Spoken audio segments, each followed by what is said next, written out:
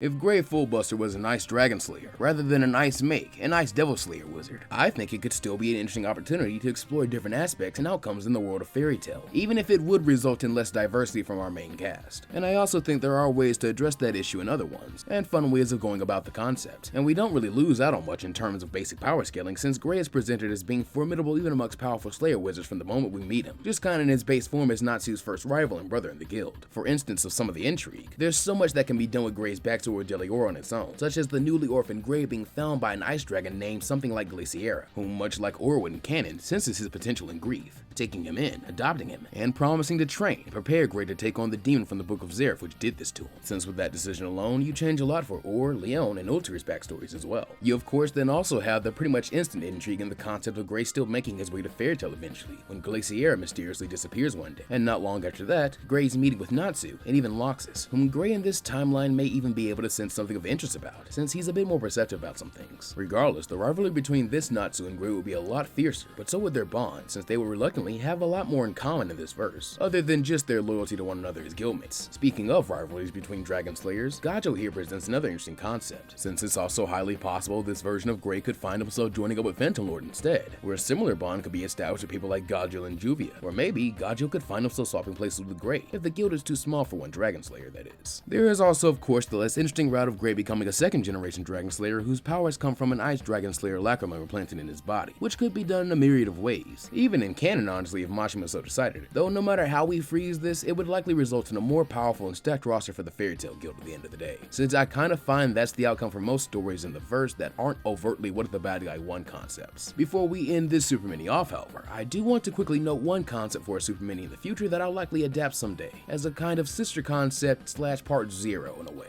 linking it to this one since they feel somewhat intrinsically tied together in at least their concept. What if Deliora turned good and raised Gray akin to the way dragon slayers are adopted and raised? Or just what if Deliora Raised Gray, drop the turning good part? Before I would do this, I still desperately need to finish up my read-through of the series to tie some of the later lore and plot twists that would be relevant in this kind of story, like Silver and his backstory for example. But I do think there's enough meat on that bone for some expansion, possibly even combined with Ice Dragon Slayer Gray Fullbuster for a bigger story, as I think both make for great alternate universes in fairy tale, which the series is no stranger to after all. Though I do want to know, is this concept too redundant or unoriginal to you, or would you be interested in a more thoughtful and narrativized story for